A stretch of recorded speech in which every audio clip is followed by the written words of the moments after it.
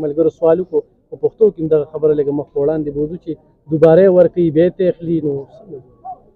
او اوس الف خان دا فیصله خو های کورټ کړی ده کنه دوی خو به دا کیس اوري او دوی له ریلیف خو ورکړه کنه چې کوم دې کې لږه مایوسي پیدا شوې وه او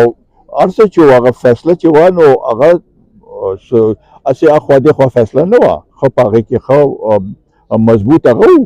مواد وو او هغه اوس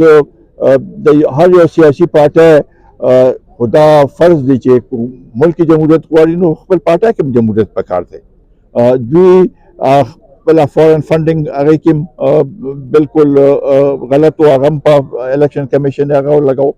دې کې هم دوی اوس وویل چې دا الیکشن کمیشن غلطه فیصله کړې بھائی تاسو چې هغه صحیح نه دی کړی او هغوی ورته وویل دا دوسوال چې بھائی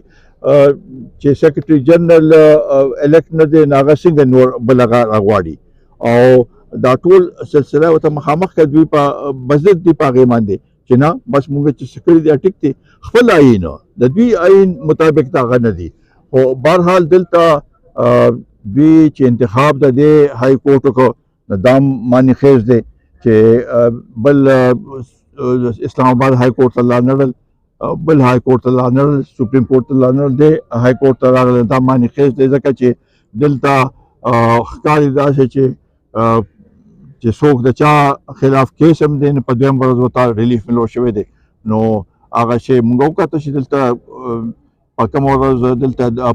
پرونه چې داخله وکړه نو په یو ورځ کې دننه هر څه وشو نو دا بذات خود یو داسې سوال دی چې په دې باندې عوامو ته سوچ کول پکار دي د پښتون قام سترګې تاسو ته دیږي بجلي نشته ګیس ګران شو ورځ تر ورځه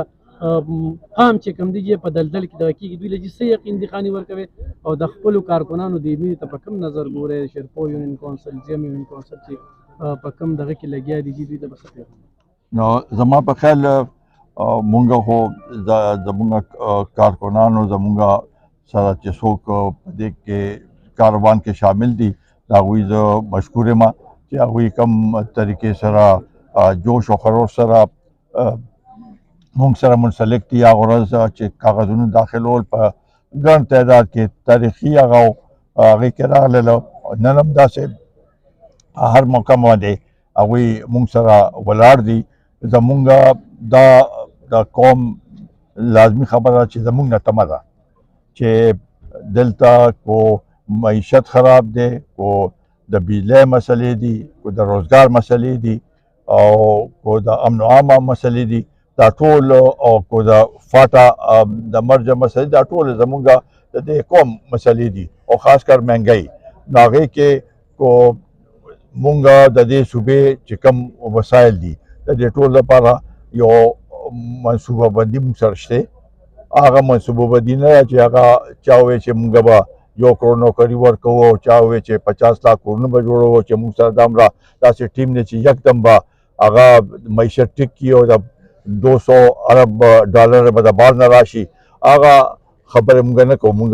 حقیقت پسندانه خبره کوو خپل ریکارډ ته زمونږ ریکارډ ټریک ریکارډ دلته شته او هغه ریکارډ خلکو کتلی دی نو چې مونږ څه خبره کوو په هغې باندې عمل کوو په 400 کې په خصوصي توګه او په عام توګه باندې مختلف سیاسي او مذهبي ګوندونو تر دې وخته پورې خپل امیدواران نه دي نامزد کړي دغه ته په کوم نظر ګورئ او آیا دغه امیدواران نه نامزد کېدو سره به دغه پارټۍ امیدوارانو ته به نقصان وي د دوی د خپل کمپین حوالې سره او دویم سوال مې دا دی چې آیا دا امیدواران نه نامزد کېدل چې دی نو سیاسي اتحاد طرف ته خو اشاره نه ده انتخابي اتحاد طرف ته نو لګیا خو دي په سیاسي هغه کې یو بل سره سیاسي پارټۍ لګیا دي او دغه په وجه دا امیدواران هم چې نامزد شوي نه دي په دې وجه ځکه چې یو امیدوار نامزد شي او هغه خرچه وکړي بیا د هغه بیا اتحاد کې هغه شي نو بیا لږ مشکلات یي په هغې کې نو په دغه وجه په دې کې لږ هغه دی خو زما په خیال چې یو ځل دا فیصله وشي او وشوه نو هغې نه پس په هر یو پارټي خپل پلیټفارم باندې ښه بھرپور طریقې سره انتخابات کې حساب کړي تھینک یو سر یکسا فیلڈ کا مطالبہ کیا جا رہا ہے، تو آپ سمجھتے ہیں کہ بیوروکریسی کی جانب سے انتخابات کے انعقاد سے کیا شفاف انتخابات پر آپ یقین رکھتے ہیں کہ شفاف انتخابات ممکن ہے؟ دیکھیں ہماری طرف سے تو اگر لیول پلینٹ فیلڈ ہو یا نہ ہو، ہم نے تو انتخابات میں حصہ لینا ہے. اور جو کہہ رہے ہیں کہ لیول پلینگ فیلڈ نہیں ہے، تو میرا خیال ہے ان کو تو جس طرح کے ان کو تو لیول پلینگ فیلڈ پلس ملا ہوا ہے. ہاں، ایک دن ان کے خلاف کوئی فیصلہ ہوتا ہے، فوراً ہی دوسرے دن پٹیشن داخل کرتے ہیں اور دوسرے فریق کو سنے بغیر ان کو ریلیف مل جاتی ہے. تو اس سے زیادہ کیا ریلیف؟ اگر وہ 2018 والے ریلیف چاہتے ہیں تو وہ تو ان کی خواہش ہی ہو سکتی ہے. 2018 میں تو وہ تو لاٹ لیتے. تو اس لحاظ سے میرا خیال سے کہ لیول پلینگ فیلڈ ہماری جانب سے تو یہ ہے کہ یہاں پر اگر لا اینڈ آرڈر کی سچویشن بہتر ہو اور ہم اپنے ووٹر تک پہنچ سکیں اور ووٹرز حفاظت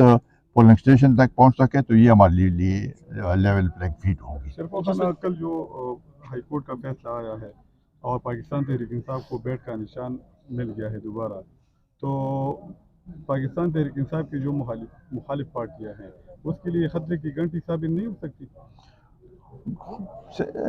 الیکشن میں خطرے کی گھنٹی کیا ہوتی ہے؟ مجھے تو نہیں سمجھ آتی. مل گیا ہے تو مل گیا ہے، لیکن جو ہمیں جو وہ ہے کہ ایک عدالت ان کو صادق اور امین ڈکلیئر کرتی ہے پہلے، دوسری عدالت اس کو کہتے ہیں کہ یہ بڑے معصوم ہے، اور اب بغیر دوسرے پارٹی کو سنے ہوئے یعنی پہلے سسپینڈ کرتے ہیں، بیٹ کو ان کو واپس دے دیتے ہیں، پھر ان کو نوٹس دیتے ہیں. تو یہ سلسلہ جو ہے ہم سمجھتے ہیں کہ اس پہ لوگوں کو غور کرنا چاہیے کہ کیا یہ باقی پارٹیوں کے ساتھ پچھلے الیکشن میں آپ دیکھیں تو اس وقت تو پٹیشن داخل ہوتی تھی، اس میں تاریخ بھی نہیں نکلتی تھی. ابھی تو میرا خیال ہے کہ جس طریقے سے ان کو نوازا جا رہا ہے تو ہمیں اس سے کوئی خطرہ نہیں ہے. اچھا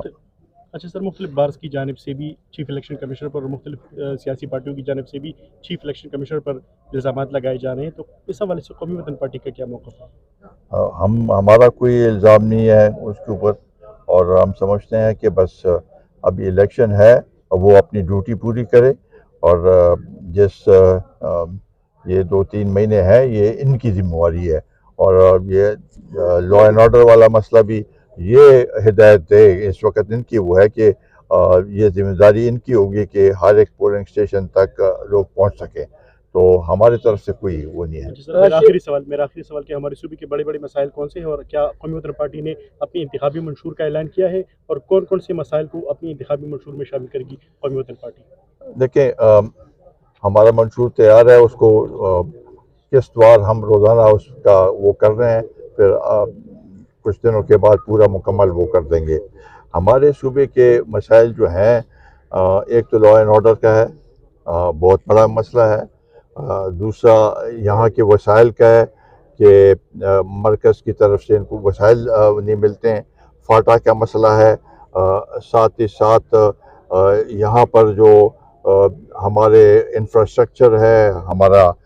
جو صحت کے وہ ہے، وہ سارا سلسلہ وہ ہے، اس کو اثر نو سارا وہ کرنا پڑے گا، کیونکہ صحت کا تو انہوں نے بڑے دعووں کے ساتھ کہا کہ صحت کا ہم نے وہ کر دیا، ابھی اس کے لیے پیسے نہیں ہے، تنخواہوں کے لیے پیسے نہیں ہے. تو مرکز سے اپنا حق لینا، اور ساتھ ہی ساتھ یہاں پر امن و امان کی صورتحال کو بہتر بنانا، فاٹا مرجر کے جو مشکلات ہیں ان کو وہ کرنا، اور ساتھ ہی ساتھ صحت، تعلیم کی صرف یہ نہیں ہے کہ اتنی انرولمنٹ ہوئی ہے، بلکہ تعلیم جو انرول بھی ہو گئے اسکولوں میں، کیا ان کو صحیح معیاری تعلیم مل رہی ہے؟ تو یہ سب چیزیں ہیں، اس کو بتدریج ہم عوام کے سامنے پیش کریں گے. سر یہ آخری کویشچن ہے میرا، وہ یہ ہے کہ ابھی جو ملک کا جو حالات ہے اور جو مسائل میں پھنسا ہوا ہے، دلدل میں پھنسا ہوا ہے، اس کی ذمہ دار کون سی جماعت ہے، کون سے حکمران ہے، اور آیا اگر نئی حکومت آتی ہے تو ان عوام کو ان دلدل سے نکالنے میں ان کو مشکلات ہوگی یا نہیں؟ دیکھیں کس نے بنیادی چیز تو معیشت ہے، معیشت ٹھیک نہیں ہے، اور معیشت آج بھی خراب تھی ہے۔ کچھ جب شہباز شریف کی حکومت تھی اس وقت تو جب انہوں نے سنبھالا تو اس وقت تو ڈیفالٹ کے نزدیک تھے ہم، ڈیفالٹ سے بچے ہیں، لیکن ابھی مہنگائی اسی طریقے سے ہے۔ اور اس سے پہلے جو حکومت تھی عمران خان کی، انہوں نے تو اس نتیجے پہ اس حالت ایسے خراب کر دی کہ ہم ڈیفالٹ پہ اب تک پہنچ گئے ہیں۔ لیکن بنیادی جو مسئلہ ہے وہ یہ ہے کہ اعداد و شمار ہم بہت بتا دیں گے، لیکن عوام کو اگر ریلیف نہیں ملے گا تو اس کا کیا فائدہ؟ عوام کو مہنگائی ہے، بجلی کے وہ ہیں مسئلے ہیں، گیس کے مسئلے ہیں، اس میں جو بل آ رہے ہیں، اور ساتھ ہی ساتھ یہاں پر لوڈ شیڈنگ کا مسئلہ بھی ہے، یہ سب چیزیں ہیں۔ تو میرا خیال ہے کہ اب سب کو کم از کم الیکشن کے بعد ایک ایسے فضا پیدا کرنے کی ضرورت ہے جو کہ سب مل کے اپنی ترجیحات سامنے رکھیں، قوم کی ترجیحات ہوں گی وہ، اور اس میں معیشت سر فہرست ہے کہ معیشت پہ ہم نے سیاست نہیں کرنی، معیشت پہ ہم نے سب نے مل کے اس معیشت کو کچھ سنبھالنا ہے، جو تھوڑا بہت ٹرا ہوا ہے اس کو آگے لے کے جانا ہے، تو تب جا کے یہ ملک بڑھ سکے گا۔ معیشت ٹھیک ہوگی تو آپ کی دفاع بھی ٹھیک ہے، آپ کے لوگ بھی خوش ہیں، اور آپ آگے ترقی کر سکیں گے۔ معیشت نہیں ہوگی تو اس کے ساتھ ساتھ یہ سیاسی کشمکش جو ہے اس کو بھی ختم کرنے کی ضرورت ہے۔ تو یہ چیزیں ہیں جس کے اوپر توجہ دینے کی ضرورت ہے۔ شیرپو خان پښتو کې دغه یو سوال کوم، د های کورټ دغه کردار ته په کم نظر باندې ګوري؟ وایي یو دوه محکمو، دوه ادارو، الیکشن کمیشن او دوی ترمنځ به داسې